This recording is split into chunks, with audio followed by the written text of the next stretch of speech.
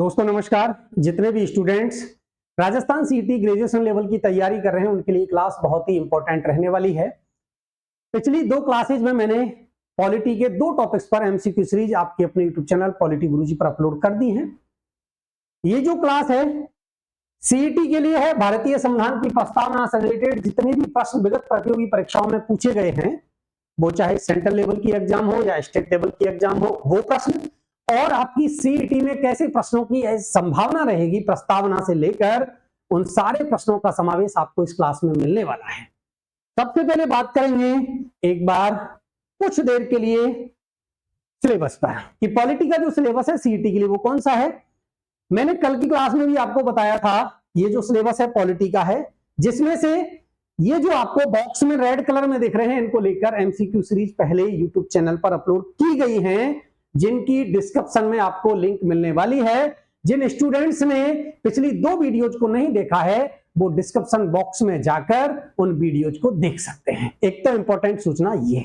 दूसरा, आज की क्लास में जो गोल घेरे में दिख रहा है प्रस्तावना, इसको लेकर एमसीक्यू सीरीज होने वाली है। इसी प्रकार प्रतिदिन हर टॉपिक से आपको एमसीक्यू सीरीज मिलेगी और एग्जाम से पहले पॉलिटी का पूरा सिलेबस मैं लोकेश डागोर आपके लिए करवाऊंगा। तो बिल्कुल बेफिक्र रहकर सीईटी की आप तैयारी कर सकते हैं पॉलिटी की आपके अपने यूट्यूब चैनल पॉलिटी गुरुजी पर। पहला प्रश्न आपके स्क्रीन पर है और पहला प्रश्न है, भारत के संविधान की प्रस्तावना में उल्लेखित हम भारत के लोग से क्या तात्पर्य है।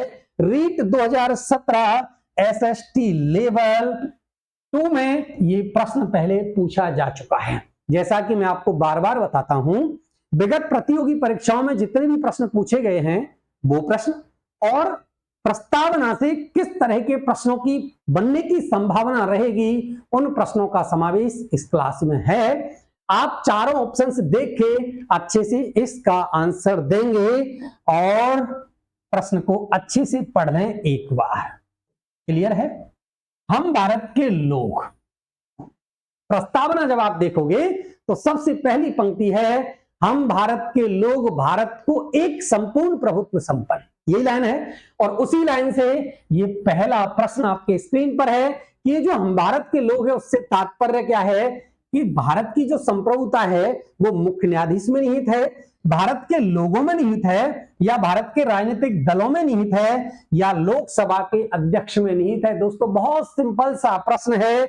ऑप्शंस देखते ही आपको आंसर दिख रहा होगा कि जब भारत के लोग आया है अर्थात संप्रभुता भारत के लोगों में निहित है। और यही वो पंक्ति है। इस प्रश्न को एग्जामिनर इस प्रकार से भी पूछ सकता है कि हम भारत के लोग, जो पंक्ति है ना, ये पंक्ति कहां से ली गई है, तो ये है पंक्ति अमेरिका से। कहां से ली है? अमेरिका से। अगर एग्जामिनर आपसे पूछे कि साहब प्रस्तावना कहां से ली गई है, तो प्रस्तावना आपका आंसर बदल जाएगा और आपका आंसर होगा ऑस्ट्रेलिया। दोनों बातों में, दोनों प्रश्नों में आपको कंफ्यूज नहीं होना है। अगर प्रस्तावना की भाषा शैली की या प्रस्तावना की बात करें एग्जामिनर, आपका आंसर ऑस्ट्रेलिया होगा। लेकिन अगर पहली पंक्ति की बात कर ले, हम भारत के लोग, आपका आंसर बदल जाएगा और क्या हो जाएगा? अमेरिका हो जाएगा। एक बात, हम भारत के लोग जो पंक्ति है ना, इसी से हमें पता चलता है कि भारत की जो शक्ति है ना, वो शक्ति किसमें है? भारत के लोग अर्थात भारत की जनता में निहित है। ये भी आपको एक फैक्ट याद रखना है। क्वेश्चन नंबर सेकंड आपके स्क्रीन पर है। सेकंड क्वेश्चन है, भारतीय संविधान के किस भाग या भागों में आर्थिक न्याय को संविधान का लक्ष्य घोषित किया गया है? असिस्टेंट जनरल एग्जाम 2013 का जो पेपर सेकंड था उसमें पूछा गया प्रश्न है। चार ऑप्शंस आपके स्क्रीन पर हैं। प्रस्तावना और मौलिक अधिकार, प्रस्तावना और नीति निर्देशक तत्व, मौलिक अधिकार और नीति निर्देशक तत्व, प्रस्तावना, मौलिक अधिकार और नीति निर्देशक तत्व।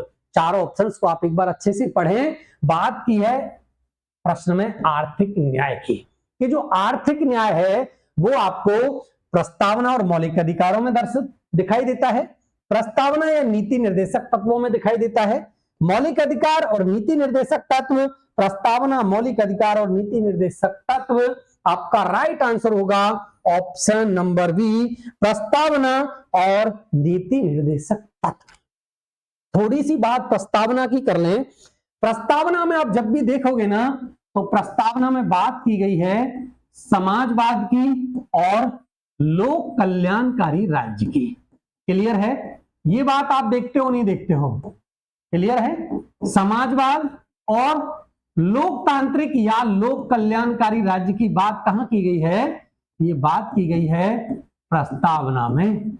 और प्रस्तावना में आपको देखने को मिलता है हमारे जो संविधान निर्माता थे उन संविधान निर्माताओं के उद्देश्य क्या थे, और इसीलिए इसको नाम दे दिया दोस्तों, इसको नाम दे दिया हमने उद्देश्य का। क्या नाम दिया? उद्देश्य का, क्योंकि हमको पता चलता है कि हमारे संविधान निर्माता के उद्देश्य क्या थे। दीर्घकालिक सपनों का विचार भी कहेंगे, आगे इस बात पर चर्चा करेंगे। उद्देश्य का है, एक तो प्रस्तावना में इसका दर्शन होता है, और समाजवाद का मतलब ही होता है दोस्तों आर्थिक न्याय या आर्थिक समानता। होता है नहीं होता है? क्योंकि जब आप समाजवाद पढ़ोगे तो समाजवाद से तात्पर्य होता है उत्पादन एवं वितरण के साधनों पर जब एक न्यायपूर्ण वितरण किया जाता है सरकार के द्वारा, वही लोक कल्याणकारी राज्य या समाजवाद होता है। और इसी समाजवाद की अवधारणा को भारतीय संविधान में डीपीएसपी अर्थात नीति निर्देशक तत्वों में भी इसके दर्शन होते हैं।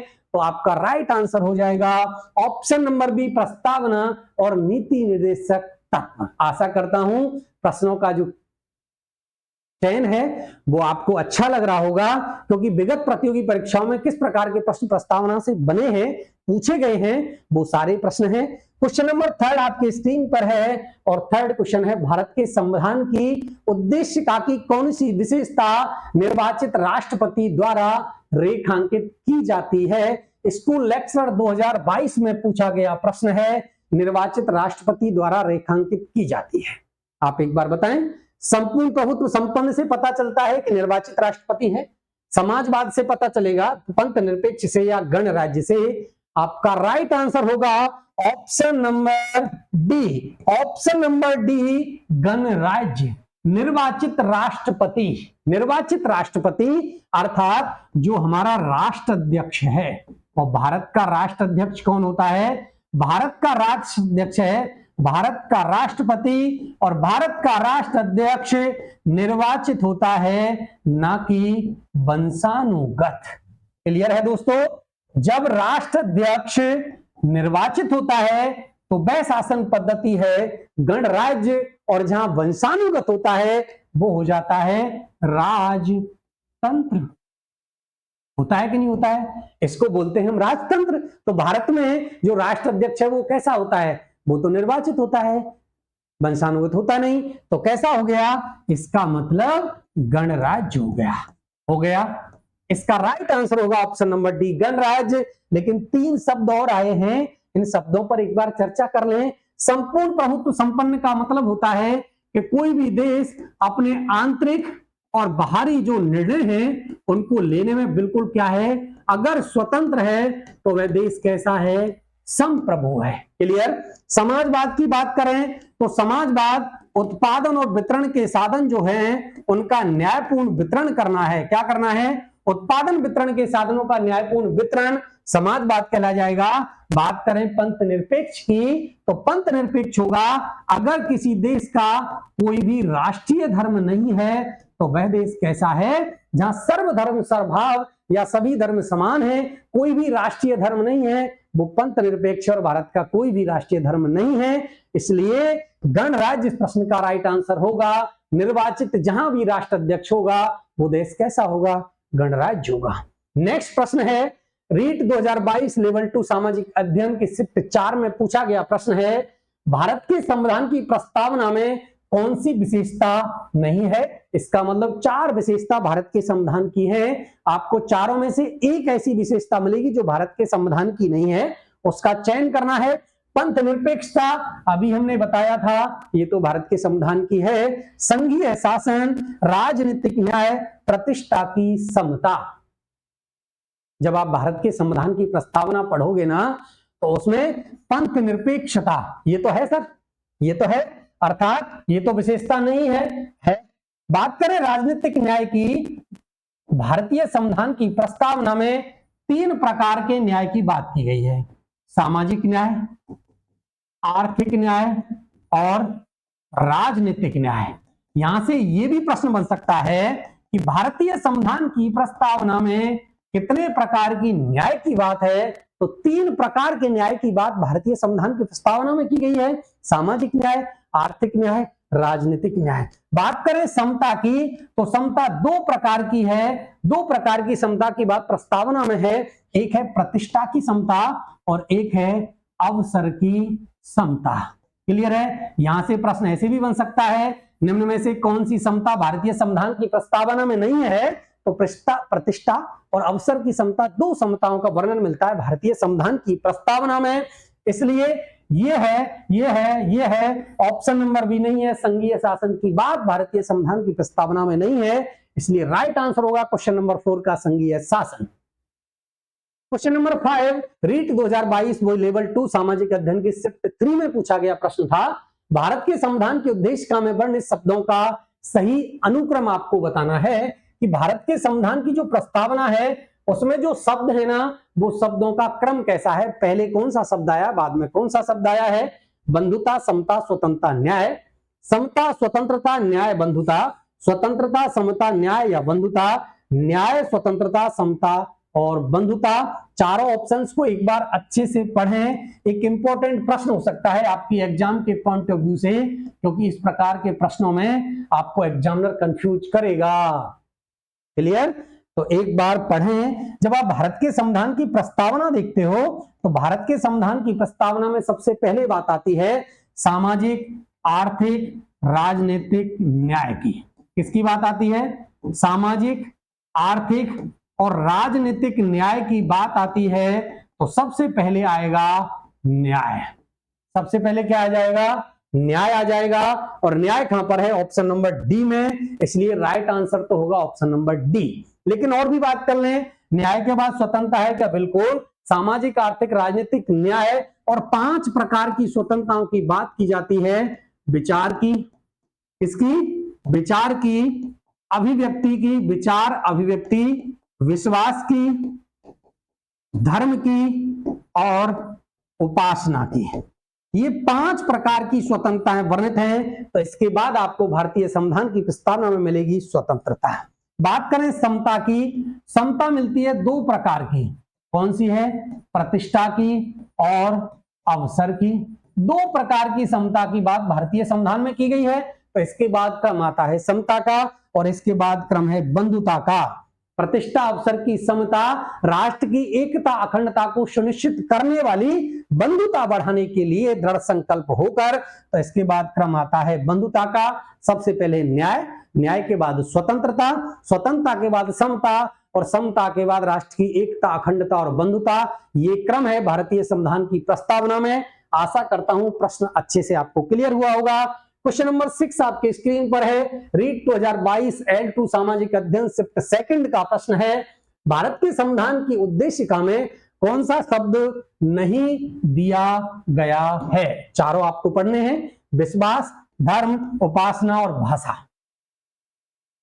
ये स्वतंत्रता से प्रश्न पूछ लिया है। किससे पूछ लिया है?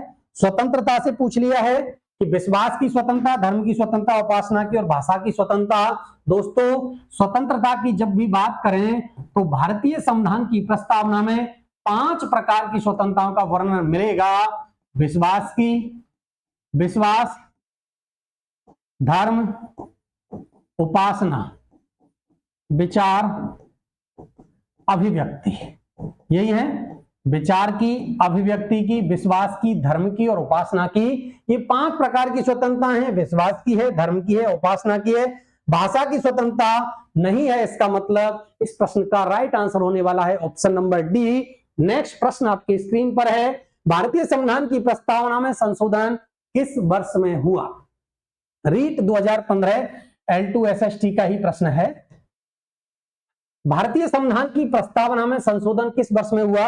1975 में, 76 में, 78 में या 1992 में? आपको अच्छे से बताना है। देखो, एक बात इस प्रश्न को एग्जामिनर ऐसे भी पूछ सकता है कि भारतीय संविधान की प्रस्तावना में कितनी बार संशोधन हुआ है? कितनी बार संशोधन हुआ है? आपका राइट आंसर होगा केवल 1 बार। कितनी बार हुआ है? केवल 1 बार संशोधन हुआ है। एक प्रश्न को एग्जामिनर ऐसे भी पूछ सकता है। अब 1 बार हुआ है तो सर कब हुआ है? तो देखो 42वां संविधान संशोधन हुआ 1976 में, जिसको हम मिनी कॉन्स्टिट्यूशन की भी संज्ञा देते हैं। किसकी संज्ञा देते हैं? मिनी कॉन्स्टिट्यूशन की भी संज्ञा देते हैं 42वें संविधान संशोधन 1976 को।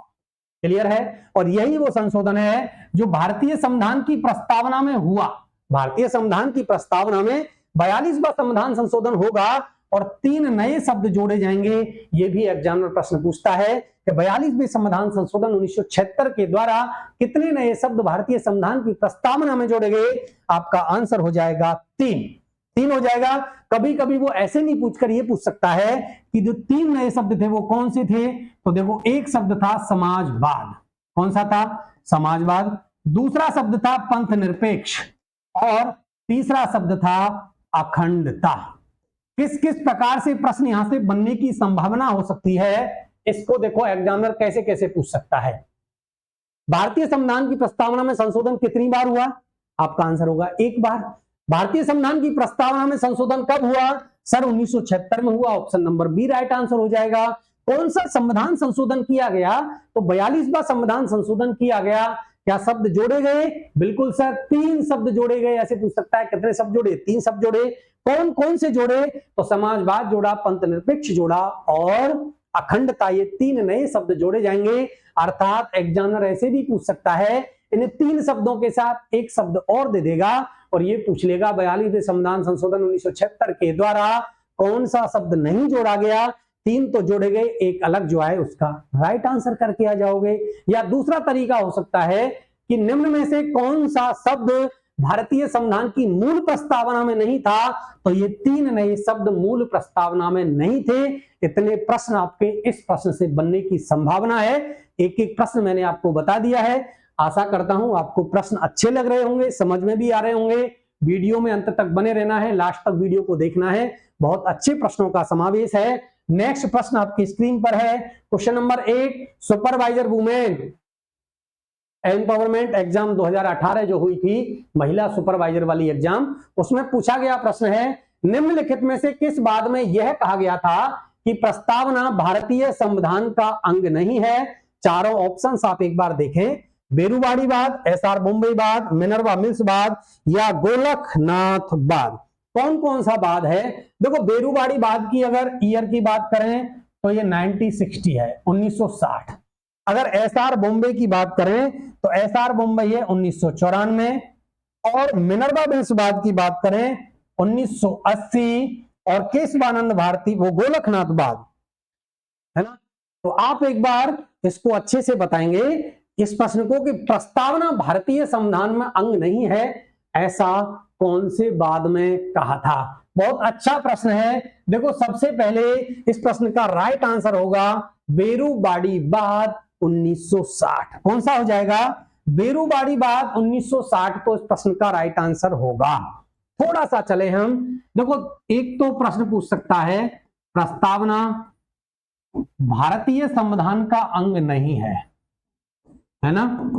भारतीय संविधान का अंग नहीं है, ये कौन से वाद में? तो ये वाद आपको याद रखना है। बेरूवाड़ीवाद 1960 में सुप्रीम कोर्ट उच्चतम न्यायालय ने माना कि जो हमारी संविधान की प्रस्तावना है वो संविधान का अंग नहीं है, और जब अंग ही नहीं है तो इसमें संशोधन होगा क्या? जब अंग ही नहीं है तो संशोधन नहीं होगा 368 के तहत। क्लियर है? लेकिन बाद में एक बाद आता है 24 अप्रैल 1973। कब आएगा? 24 अप्रैल 1973। एक इंपॉर्टेंट बाद है भारतीय संविधान का और ये बाद है केशवानंद भारती बाद। कौन सा है?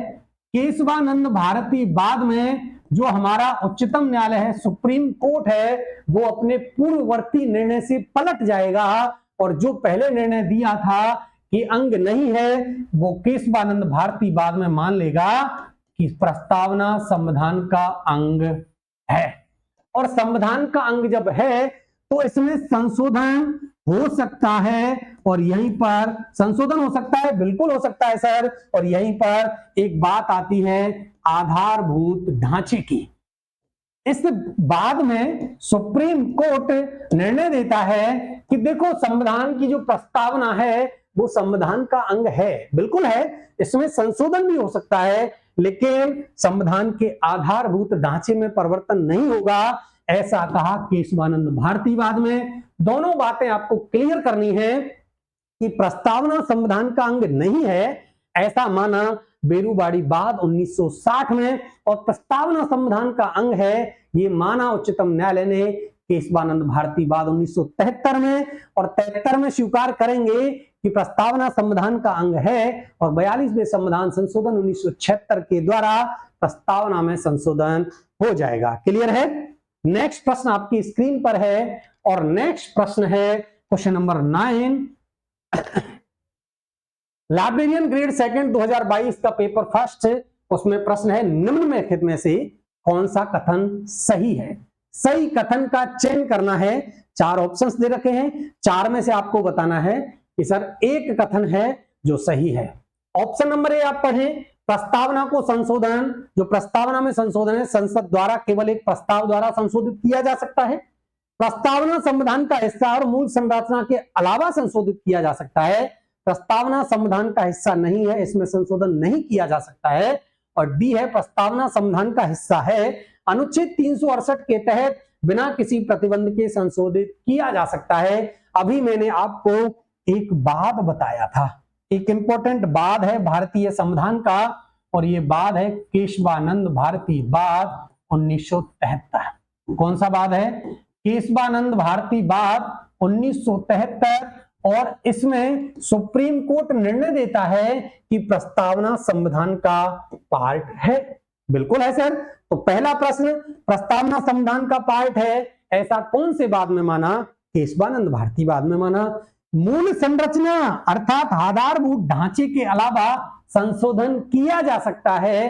केशवानंद भारती वाद में आधारभूत ढांचे की परिकल्पना आती है, और सुप्रीम कोर्ट कहता है कि देखो आधारभूत ढांचे में कोई छेड़खानी नहीं होनी चाहिए, बाकी प्रस्तावना में संशोधन किया जा सकता है। इसलिए इस प्रश्न का राइट आंसर हो जाएगा ऑप्शन नंबर बी, प्रस्तावना भारतीय संविधान का हिस्सा है, आधारभूत ढांचे के अलावा इसमें संशोधन किया जा सकता है।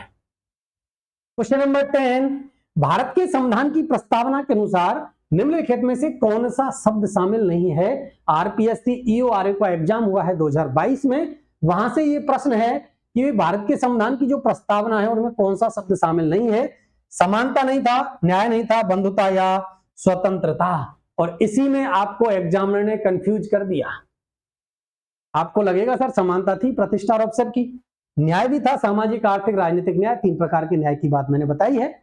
बंधुता बिल्कुल सर था, लास्ट में राष्ट्र की एकता और अखंडता को सुनिश्चित करने वाली बंधुता बढ़ाने के लिए ये था। स्वतंत्रता बिल्कुल 5 प्रकार की है, विचार, अभिव्यक्ति, विश्वास, धर्म और उपासना की। इसका मतलब सर सभी के सभी ये तो हैं, लेकिन ऑप्शन नंबर ए इस प्रश्न का राइट आंसर होगा, क्योंकि समानता नहीं, प्रतिष्ठा और अवसर की समता। क्या शब्द यूज किया? प्रस्तावना में जो शब्द है ना वो है प्रतिष्ठा और अवसर की समता, और आरपीएससी ने इसी को राइट आंसर माना। समानता भारतीय संविधान की प्रस्तावना में नहीं है, समानता की जगह जो शब्द है वो है समता, इसलिए राइट आंसर होगा ऑप्शन नंबर ए। नेक्स्ट प्रश्न है दोस्तों, संविधान के अधिनियमित के समय निम्नलिखित में से कौन सा आदर्श प्रस्तावना में शामिल नहीं किया गया था? प्रश्न है junior legal officer 2023 paper second, जो कॉन्स्टिट्यूशन का पेपर होता है अलग से, इसमें उसमें पूछा गया प्रश्न है। देखो ऐसे समझना है आपको कि जब संविधान अधिनियमित हुआ है ना, अधिनियमित, आप 3 शब्द पढ़ते हो कि दृढ़ संकल्प होकर 26 नवंबर 1949 विक्रम संवत शुक्ल सप्तमी संवत 2006 को मार्गशीर्ष शुक्ल सप्तमी संवत 2006 को हम अंगीकृत, अधिनियमित और आत्मर्पित करते हैं। अर्थात अधिनियमित के समय कौन सा शामिल नहीं था? समाजवाद नहीं था, न्याय नहीं था, समता या स्वतंत्रता। प्रश्न को देखते ही आपका आंसर आ जाना चाहिए। ऑप्शन नंबर ए इस प्रश्न का राइट आंसर है, क्योंकि सर देखो न्याय तो पहले था, प्रतिष्ठा और अवसर की समता थी, विचार, व्यक्ति, विश्वास, धर्म, उपासना की स्वतंत्रता थी। समाजवाद जो शब्द है वो 42वां संविधान संशोधन होगा और 42वां संविधान संशोधन हुआ 1976 में। कब हुआ? 42वां संविधान संशोधन 1976 में हुआ। संविधान की प्रस्तावना में केवल एक बार संशोधन किया गया और इसके द्वारा 3 नए शब्द जोड़े गए, समाजवाद, पंथ निरपेक्ष, अखंडता। इसका मतलब 26 नवंबर 1949 को, कब? 26 नवंबर 1949 को भारतीय संविधान की मूल प्रस्तावना में समाजवाद शब्द नहीं था। क्वेश्चन नंबर 12 है, संविधान की प्रस्तावना के संबंध में विभिन्न विद्वानों के मत के संबंध में कौन सा कथन असत्य है? असत्य छांटना है। देखो, राजनीतिक कुंडली का है किसी विद्वान ने प्रस्तावना को, एक मिनट देखना सर, ऑफ मत करना वीडियो को।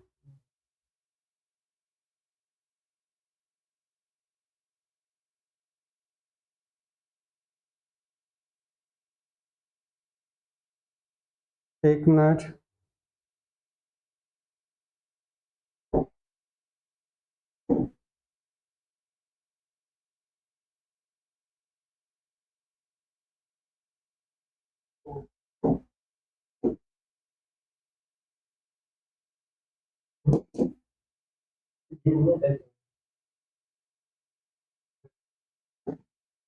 एग्जिट मैंने नहीं किया। कौन से?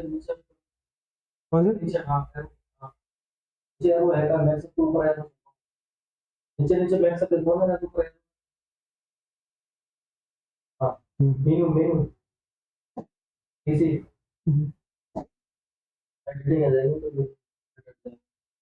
कोई दिक्कत नहीं है। हाँ भाई, राजनीतिक कुंडली किसने कहा है? संविधान की कुंजी किसने कहा है? संविधान की आत्मा किसने कहा है?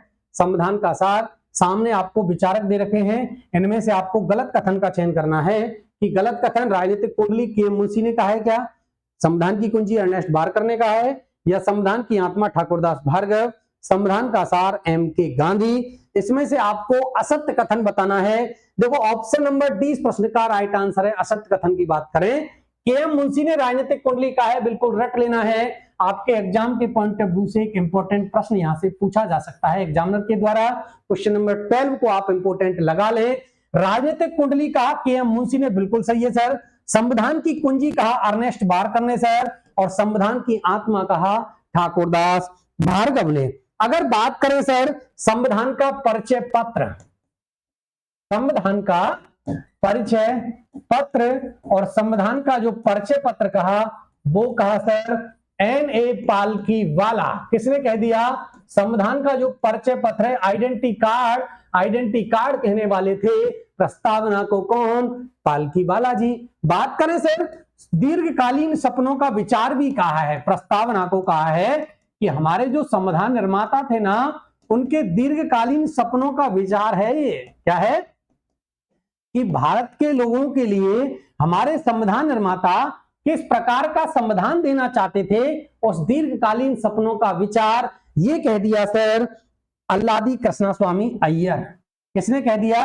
अल्लादी कृष्णस्वामी अय्यर।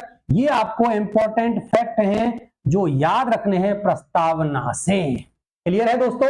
राजनीतिक कुंडली कहा के मुंशी ने, संविधान की कुंजी कह दिया अर्नेस्ट बारकर ने, संविधान की आत्मा कह दिया ठाकुरदास भार्गव ने, संविधान का परिचय पत्र आइडेंटिटी कह दिया पालकीवाला ने, और दीर्घकालीन सपनों का विचार कह दिया अल्लादी कृष्णस्वामी अय्यर, जो प्रारूप समिति के सदस्य हुआ करते थे। संविधान सभा में जब प्रारूप समिति आप पढ़ोगे तो उसके सदस्य अल्लादी कृष्णस्वामी अय्यर, के.एम. मुंशी, ये दोनों सदस्य हैं। क्लियर है? क्वेश्चन नंबर 13 आपकी स्क्रीन पर है। संविधान की प्रस्तावना में शामिल है संपूर्ण प्रभुत्व संपन्न, समाजवादी, पंथ निरपेक्ष, लोकतंत्र, गणराज्य, राजतंत्रीय शासन। उपयुक्त कथनों में से कौन सा सही है, ये आपको बताना है। 1 2 3 4 5 में से 1 2 और 3 सही है। 1 2 3 और 4, 1 2 4 और 5, 2 3 4 और 5। एक बार अच्छे से प्रश्न को पढ़ें। देखो, जब भारत की संविधान की प्रस्तावना देखते हैं तो हम भारत के लोग भारत को एक संपूर्ण प्रभुत्व संपन्न, समाजवादी, पंथ निरपेक्ष, लोकतांत्रिक गणराज्य बनाने के लिए 1 2 3 और 4, ऑप्शन नंबर 20 प्रश्न का राइट आंसर है। राजतंत्रीय शासन, इस शब्द का यूज भारतीय संविधान की प्रस्तावना में कहीं पर नहीं है। संविधान संविधान की प्रस्तावना राजतंत्र की बात तो करती नहीं है भारत की, क्योंकि भारत में राजतंत्र के स्थान पर हमने किसको अपना लिया सर? हमने लोकतांत्रिक गणराज्य को अपना लिया। हमारे यहाँ राजतंत्र नहीं है, हमारे यहाँ तो सर गणतंत्र है। क्यों? क्योंकि हमारे यहाँ का जो राष्ट्र अध्यक्ष है वो वंशानुगत नहीं होता, अपितु निर्वाचित होता है जनता के द्वारा, चाहे वो प्रत्यक्ष हो या अप्रत्यक्ष हो, लेकिन निर्वाचित होता है तो वही जो प्रणाली है वो गणराज्य कहलाती है। ऑप्शन नंबर 20 प्रश्न का राइट आंसर है। क्वेश्चन नंबर 14 आप देखेंगे, भारतीय संविधान की प्रस्तावना में समाजवाद, पंथ निरपेक्ष, अखंडता शब्द कौन से संविधान संशोधन के द्वारा जोड़े गए? अभी मैंने खूब अच्छे से डिस्कस किया है इसको लेकर कि देखो भारतीय संविधान की प्रस्तावना में केवल एक बार संशोधन हुआ है। कितनी बार संशोधन हुआ है सर? एक मिनट, इसको मैं नीचे कर लूं, है ना। भारतीय संविधान की प्रस्तावना में सर कितनी बार संशोधन हुआ है? तो आपका आंसर होगा सर एक बार हुआ है। बार बार बता रहा हूं आपको, एक बार हुआ है।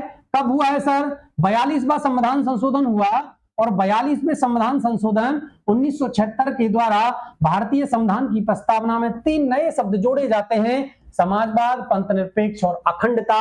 ये बात आपको अच्छे से क्लियर हो गई होगी। इस प्रश्न का राइट आंसर हो जाएगा 42वां संविधान संशोधन 1976। क्लियर है? साथ में आपको ये और आए हैं, एक बार थोड़ी सी हम इस पर भी डिस्कस कर लें। 44वें संविधान संशोधन की बात करें तो देखो संपत्ति का अधिकार था, और संपत्ति का अधिकार क्या था? मूल अधिकार था। और कौन से अनुच्छेद में था? इसका अनुच्छेद था अनुच्छेद 31। कौन सा था? अनुच्छेद 31, और इसको हटा दिया गया 44वें के द्वारा, और वर्तमान में 300A में इसको सामान्य विधिक और कानूनी अधिकार बना दिया गया है। ये आपका 44वां संविधान संशोधन। 61वें संविधान संशोधन की बात करें, भारतीय संविधान का अनुच्छेद 326, भारतीय संविधान का अनुच्छेद 326 है। 61वें संविधान संशोधन के द्वारा जो वयस्क मताधिकार की आयु है उसको 21 वर्ष से घटाकर 18 कर दिया गया था, इसको वयस्क मताधिकार की आयु हो। बात करें 52वें संविधान संशोधन की, सर इसके द्वारा भारतीय संविधान में 10वीं अनुसूची जोड़ी जाएगी, और ये था दल बदल से संबंधित। साथ में ये सारा डेटा भी आपको क्लियर कर लेना है। क्वेश्चन नंबर 15 आप देखें एक बार, भारतीय संविधान की प्रस्तावना में निम्नलिखित में से कौन सी स्वतंत्रता का वर्णन नहीं है? बार बार बता रहा हूं, भारतीय संविधान की प्रस्तावना में 5 प्रकार की स्वतंत्रताओं का वर्णन आपको मिलता है। विचार की स्वतंत्रता है, विश्वास की है, आर्थिक है या उपासना की है। तो दोस्तों 5 प्रकार की स्वतंत्रताओं का वर्णन भारतीय संविधान की प्रस्तावना में है। कौन कौन से है सर? विचार की है, और कौन सी है सर? अभिव्यक्ति की है, विचार की है, अभिव्यक्ति की है, विश्वास की है, धर्म की है और उपासना की है। ये 5 प्रकार की स्वतंत्रता हैं जिनका वर्णन आपको भारतीय संविधान की प्रस्तावना में मिलता है। अब आप देखें प्रश्न को, विचार की ये तो है सर, विश्वास की बिल्कुल है सर, आर्थिक स्वतंत्रता नहीं है, उपासना की स्वतंत्रता है। आर्थिक स्वतंत्रता का वर्णन भारतीय संविधान की प्रस्तावना में नहीं है। बात जब हम न्याय की करते हैं तो न्याय में 3 प्रकार के न्याय हैं, जिसमें पहला न्याय है सामाजिक। कौन सा है? सामाजिक। दूसरा न्याय है आर्थिक, और तीसरा न्याय है राजनीतिक। भारतीय संविधान की प्रस्तावना में आर्थिक न्याय की बात की गई है, आर्थिक स्वतंत्रता की बात नहीं है। ऑप्शन नंबर सी इस प्रश्न का राइट आंसर होगा। क्वेश्चन नंबर 16 आपकी स्क्रीन पर है। भारतीय संविधान की प्रस्तावना में वर्णित शब्द है, ये शब्द आपको भारतीय संविधान की प्रस्तावना में मिलते हैं। क्लियर है? उन शब्दों के प्रभाव के संबंध में नीचे दिए गए कूट के माध्यम से सही उत्तर का चयन करना है कि गणराज्य का मतलब क्या होता है, पंथ निरपेक्ष का मतलब क्या होता है, लोकतंत्र का और संप्रभु का मतलब क्या होता है। गणराज्य में आपको बार बार जब से क्लास स्टार्ट हुई है तब से बताता आ रहा हूं, गणराज्य का मतलब होता है जब कोई राष्ट्र अध्यक्ष निर्वाचित होता है और वंशानुगत नहीं होता है। इसका मतलब राज्य का जो प्रमुख है वो राजशाही सम्राट नहीं अपितु निर्वाचित होगा। पहले का मिलान आप ऐसे करेंगे, सही है ना। पंथ निरपेक्ष का मतलब होता है किसी भी राष्ट्रीय जो कोई देश है उस देश का राष्ट्रीय धर्म नहीं है, सर्वधर्म समभाव है, सभी धर्मों को समान मान्यता प्रदान है, और भारत में ऐसा है। राज्य द्वारा किसी विशेष धर्म विशेष को राज्य धर्म के रूप में मान्यता नहीं दिया जाना। आप सेकंड का मिलान कर देंगे बी से। बात करें लोकतंत्र की तो लोकतंत्र जनता का शासन मतलब सरकार का गठन होगा और वो जनता की इच्छा से होगा, इसका मतलब तीसरे का मिलान सी से। संप्रभु का मतलब होता है कि जो भी राज्य या देश है, आंतरिक और बाह्य जितने भी मामले हैं उन मामलों के संचालन में बिल्कुल स्वतंत्र है, इसका मतलब वो संप्रभु प्रभुत्व संपन्न है। पहले का मिलान ए से करेंगे, पहले का ए से, 2 का बी से, 3 का सी से, 4 का डी से। ऑप्शन नंबर ए इस प्रश्न का राइट आंसर है। क्वेश्चन नंबर 17 देख लें एक बार। भारतीय संविधान की प्रस्तावना की भाषा को कौन से देश के संविधान से ग्रहण किया गया है? बात की गई है सर प्रस्तावना की भाषा की। यहां आपको कंफ्यूज नहीं होना है, एग्जामिनर सीधा दे सकता है भारतीय संविधान की प्रस्तावना को कहां से लिया गया है। आपका आंसर होगा सर ऑस्ट्रेलिया से लिया है। कहां से ले लिया? ऑस्ट्रेलिया से ले लिया। अगर वो कहे प्रस्तावना की भाषा को कहां से ले लिया, आपका आंसर तब भी ऑस्ट्रेलिया होगा। लेकिन एग्जामिनर अगर प्रश्न की लैंग्वेज को यहां बदले और ये कह दे कि प्रस्तावना की प्रथम पंक्ति कौन सी, और प्रस्तावना की प्रथम पंक्ति कौन सी है? प्रस्तावना की प्रथम पंक्ति है हम भारत के लोग। हम भारत के जो लोग हैं ना, वो हम भारत के लोग, ये हमने कहां से ली है सर? ये हमने ली है अमेरिका से।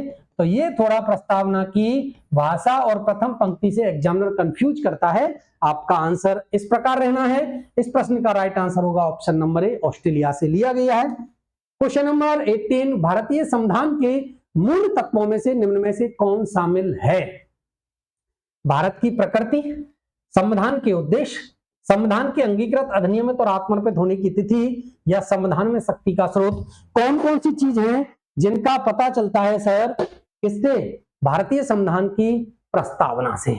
आप एक बार बताएं, संविधान की प्रकृति की जब भी बात करेंगे, इसका मतलब ये कि देखो भारतीय संविधान की जो प्रस्तावना है ना, उनके क्या क्या उद्देश्य हैं, क्या प्रमुख तत्व हैं, या भारतीय संविधान की प्रस्तावना से भारत के बारे में किन किन बातों का पता लगता है, इससे रिलेटेड प्रश्न है। भारत की प्रकृति की बात करें तो देखो संविधान की प्रस्तावना में आप पढ़ते हो भारत कैसा है? संप्रभु संपन्न है या नहीं? संप्रभु संपन्न है ना। इसके बाद आप पढ़ते हो हम भारत के लोग भारत को एक संपूर्ण प्रभु संपन्न समाजवादी बनाना चाहते हैं, लोकतांत्रिक बनाना चाहते हैं, गणराज्य बनाना चाहते हैं। ये सारी बातें बताती हैं कि भारत की प्रकृति कैसी है। बात करें संविधान के उद्देश्य की, इसका मतलब मैंने अभी आपको बताया था कि जो भारतीय संविधान की प्रस्तावना है वो भारतीय संविधान निर्माता के उद्देश्य आपको देखने को मिलते हैं। दीर्घकालीन सपनों का विचार भी कहते हैं अल्लादी कृष्णस्वामी अय्यर। भारतीय संविधान के निर्माता भारत के लोगों के लिए किस प्रकार का संविधान चाहते थे, और बात करते हैं न्याय की, कि वो न्याय देना चाहते थे 3 प्रकार का, सामाजिक, आर्थिक, राजनीतिक। स्वतंत्रता, विचार अभिव्यक्ति, विश्वास, धर्म उपासना की स्वतंत्रता, समता, बंधुता, ये सारे शब्द हैं जिनसे पता चलता है भारतीय संविधान के उद्देश्य क्या हैं। अंगीकृत, अधिनियमित और आत्मर्पित, यहां से भी प्रश्न बनने की संभावना रहती है। और जब आप भारतीय संविधान की प्रस्तावना में पढ़ोगे तो ये क्रम भी पूछ लिया जाता है एग्जामिनर के द्वारा कभी कभी। अंगीकृत, अधिनियमित और आत्मर्पित, इनको आगे पीछे कर देगा, कभी आत्मर्पित कर देगा, कभी अधिनियमित कर देगा। तो पहले अंगीकृत है, फिर अधिनियमित और आत्मर्पित है। और इसकी तिथि का पता चलता है 26 नवंबर 1949, और यह है भारत के संविधान के आंशिक रूप से लागू होने की तिथि। आंशिक रूप से लागू होने की तिथि, क्योंकि भारतीय संविधान के 16 अनुच्छेदों को इसी दिन लागू कर दिया गया था, और यही तिथि है भारत के संविधान की पूर्ण बनकर तैयार होने की तिथि। भारत का जो संविधान है पूर्ण बन गया था 26 नवंबर 1949 को। और अगर संवत की बात करें तो इसमें आती है मार्गशीर्ष शुक्ल सप्तमी। क्या आती है? मार्गशीर्ष शुक्ल सप्तमी, संवत 2006। क्या आता है? संवत 2006। ये भी डेट पूछी जा सकती है। ये आपकी अंगीकृत, अधिनियमित और आत्मर्पित होने की तिथि है। संविधान में शक्ति के स्रोत की बात करें तो भारतीय संविधान की प्रस्तावना की प्रथम पंक्ति हम भारत के लोग, ये बताती है कि भारत की जो शक्ति है ना वो किसके पास है? भारत के लोग अर्थात भारत की जनता के पास है। इन सारी चीजों का पता लगता है भारतीय संविधान की प्रस्तावना से। 1, 2, 3, 4 ऑप्शन नंबर डी इस प्रश्न का राइट आंसर है। उद्देश्य में बढ़ने सामाजिक, आर्थिक, राजनीतिक न्याय का आदर्श कहां से प्रेरित है, ये भी आपको बताना है सर। रूसी क्रांति से, आयरिश क्रांति से, या फ्रांसीसी क्रांति से, अमेरिका के संविधान से, कहां से लिया गया है? सामाजिक, आर्थिक, राजनीतिक न्याय के आदर्श की बात जब भी होगी आपका आंसर होगा सर रूसी क्रांति से लिया है। ऑप्शन नंबर ए इस प्रश्न का राइट आंसर है। कि रूस की क्रांति से हमने क्या ले लिया सर? रूस की क्रांति से हमने सामाजिक, आर्थिक, राजनीतिक न्याय की अवधारणा जो भारतीय संविधान की प्रस्तावना में है, इस पर प्रभाव है रूसी क्रांति से। सर फ्रांसीसी क्रांति से? बिल्कुल, फ्रांसीसी क्रांति से है स्वतंत्रता, समानता और बंधुत्व। एग्जामिनर अगर आपको सामाजिक, आर्थिक, राजनीतिक न्याय ना पूछकर ये पूछ ले कि स्वतंत्रता, समानता और बंधुत्व का आदर्श कहां से लिया है, किससे लिया है, कि स्वतंत्रता, समानता और बंधुत्व का आदर्श कहां से लिया है, आपका आंसर बदल जाएगा और आपका आंसर होगा सर फ्रांसीसी क्रांति। सामाजिक, आर्थिक, राजनीतिक न्याय का आदर्श रूसी क्रांति से और स्वतंत्रता, समानता, बंधुत्व का आदर्श फ्रांसीसी क्रांति से। ये भी एक इंपॉर्टेंट फैक्ट है। क्वेश्चन नंबर 20 है, भारतीय संविधान की प्रस्तावना में भारत शब्द का प्रयोग कितनी बार किया गया है? प्रस्तावना हम पढ़ते हैं, हम भारत के लोग भारत को, यही है, हम भारत के लोग भारत को एक संपूर्ण प्रभुत्व संपन्न, समाजवादी, पंथ निरपेक्ष, लोकतांत्रिक गणराज्य बनाने के लिए तथा उसके समस्त नागरिकों को सामाजिक, आर्थिक, राजनीतिक न्याय, विचार, अभिव्यक्ति, विश्वास, धर्म, उपासना की स्वतंत्रता, प्रतिष्ठा और अवसर की समता, है ना, राष्ट्र की एकता, अखंडता को सुनिश्चित करने वाली बंधुता बढ़ाने के लिए दृढ़ संकल्प होकर संविधान सभा में विक्रम संवत शुक्ल सप्तमी, मार्क्सिस्ट शुक्ल सप्तमी, विक्रम संवत 2006, 26 नवंबर 1949 को अंगीकृत, अधिनियमित और आत्मर्पित करते हैं। ये प्रस्तावना है जिसमें पंक्ति पढ़ते हो हम भारत के लोग भारत को, तो ये कितनी बार आ गया सर? 2 बार आ गया, हम भारत के लोग भारत को। इस प्रश्न का राइट आंसर होगा ऑप्शन नंबर बी, प्रस्तावना में भारत शब्द का प्रयोग किया गया है 2 बार। यहां से एग्जामिनर एक प्रश्न और पूछता है, वो अलग से है वैसे तो, जब आप भाग 1 पढ़ोगे, भारतीय संविधान का अनुच्छेद 1 से लेकर 4 तक संघ और राज्य क्षेत्रों का वर्णन है। इसमें भी जब अनुच्छेद 1 आप पढ़ते हो तो अनुच्छेद 1 में आता है India that is Bharat, India that is Bharat shall be a state of union, shall be a state of union। तो ये दोनों प्रश्न अलग अलग हैं। देखो अनुच्छेद 1 में भारत के लिए 2 आए हैं, इंडिया शब्द का भी प्रयोग हुआ है और भारत शब्द का भी प्रयोग हुआ है। तो इंडिया और भारत 2 शब्दों का प्रयोग होता है भारत के लिए, वो तो होता है अनुच्छेद 1 में। कौन से में होता है? वो तो अनुच्छेद 1 में होता है, लेकिन भारतीय संविधान की प्रस्तावना में भारत का प्रयोग होता है, भारत ही 2 बार होता है। आज की क्लास में एक बार हम कुछ इंपॉर्टेंट फैक्ट और देख लेंगे प्रस्तावना से। देखो एक एक लाइन पर दोबारा एक बार विचार कर लें। वैसे प्रश्नों में जितने भी 20 प्रश्न थे उनमें से एक भी प्रश्न आपका ऐसा नहीं है जो प्रस्तावना से अगर एग्जामिनर प्रश्न पूछना चाहे और रह जाए। क्लियर है? पूरी प्रस्तावना से विगत प्रतियोगी परीक्षाओं में जो प्रश्न पूछे गए हैं और जो संभावना है वो सारे प्रश्न अच्छे से सेलेक्ट किए गए हैं। एक बार और देख लें। देखो हम भारत के लोग, एक बात यहां से एग्जामिनर पूछता है तो यहां से पता लगता है सर शक्ति की स्रोत का है। क्या है सर? कि शक्ति का स्रोत किसके पास है? शक्ति का स्रोत भारत की जनता के पास है। एक प्रश्न ये बन गया। हम भारत के लोग भारत को, अर्थात एग्जामिनर यहां से प्रश्न पूछता है कि भारत शब्द का प्रयोग कितनी बार हुआ है। संपूर्ण प्रभु संपन्न का अर्थ पूछ सकता है। इसका मतलब होता है कि सर जो कोई देश है अपने बाहरी और आंतरिक मामलों में निर्णय लेने में स्वतंत्र है वो संपूर्ण प्रभु संपन्न है, भारत है। समाजवाद की अगर बात करें तो यहां से प्रश्न एक तो 42वें संविधान संशोधन 1976 के द्वारा पूछेगा, क्योंकि ये समाजवाद 42वें संविधान संशोधन 1976 के द्वारा जोड़ा गया। और कौन कौन से शब्द थे? तो देखो एक तो समाजवाद था जो जोड़ा गया, और एक कौन सा था? समाजवाद था और पंथ निरपेक्ष ये भी था, 2 शब्द, और एक था अखंडता। ये इन शब्दों को 42वें संविधान संशोधन द्वारा जोड़ा। यहां से प्रश्न बनने की संभावना रहेगी। सर लोकतंत्र क्या है? तो जो जनता का शासन है वो लोकतंत्र है, जनता का शासन लोकतंत्र है। सर गणराज्य का मतलब क्या है? तो देखो गणराज्य का मतलब होता है जब कोई राष्ट्राध्यक्ष निर्वाचित होता है, वंशानुगत नहीं होता है, वो गणराज्य होता है। और भारत में राष्ट्राध्यक्ष अर्थात राष्ट्रपति वंशानुगत नहीं है बल्कि क्या है? निर्वाचित है।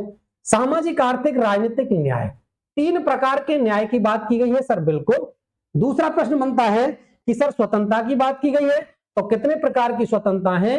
तो देखो सर 5 प्रकार की स्वतंत्रताओं का वर्णन मिलता है। विचार, अभिव्यक्ति, विश्वास, धर्म, उपासना की स्वतंत्रता।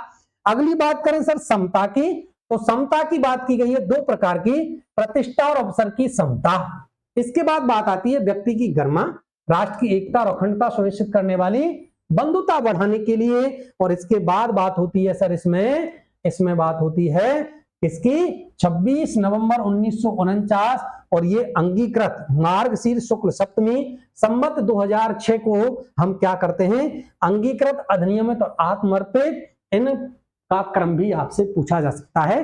यह है भारतीय संविधान की प्रस्तावना, जिनसे रिलेटेड सारे के सारे प्रश्न मैंने बहुत अच्छे से आपको पढ़ाए हैं। आशा करता हूं प्रश्न आपको अच्छे लगे होंगे। मिलता हूं नेक्स्ट वीडियो में कुछ नए कंटेंट को लेकर। तब तक के लिए आप अपनी तैयारी को बिल्कुल बरकरार जारी रखें और सीटी एग्जाम जिसमें मात्र 20 दिन रह गए हैं, आप अपनी तैयारी को अच्छे से करें और 40% मार्क्स आपके 100% आने हैं। ज्यादा तैयारी आपको करनी नहीं है। मिलता हूं नेक्स्ट वीडियो में कुछ नए प्रश्नों को लेकर। बहुत बहुत धन्यवाद।